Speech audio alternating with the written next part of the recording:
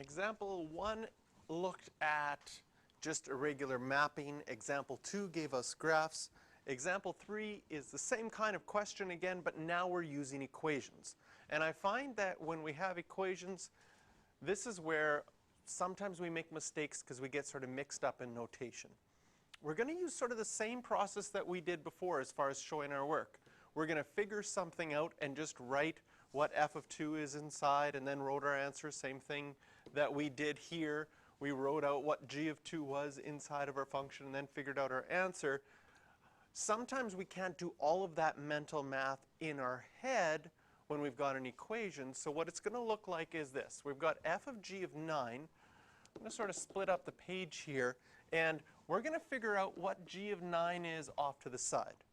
So g of 9 is equal to, well, that means that you plug in 9 for x, so it'd be negative 2, replace x with 9 plus 1.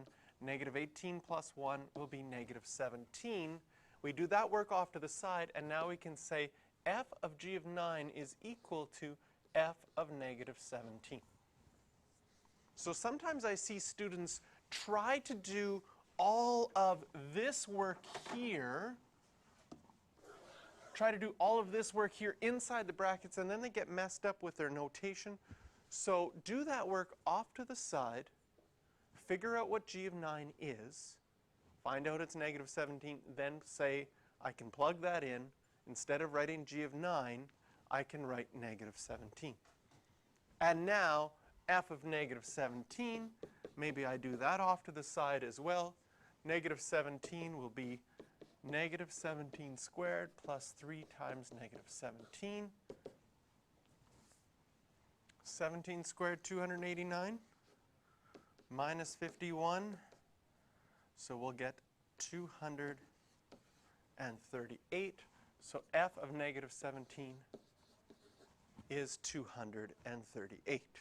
So I did some of my work off to the side, and I have a nice clean solution here saying that f of g of 9, well, g of 9 is negative 17, and f of negative 17 is 238. Part B, g of f of 9.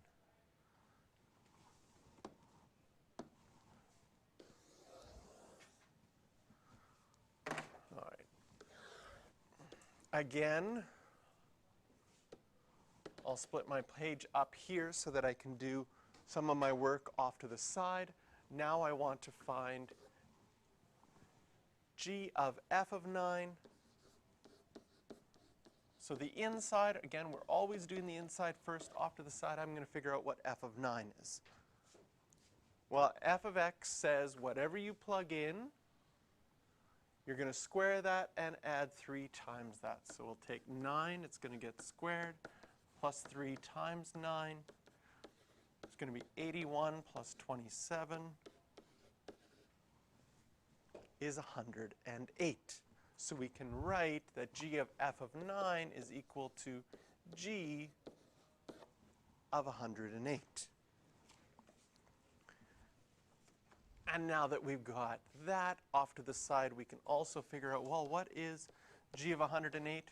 Well, the function g of x, it takes whatever you put in, multiplies it by negative 2, and adds 1. So negative 2 times 108 plus 1 will be negative 216 plus 1, which is negative 215.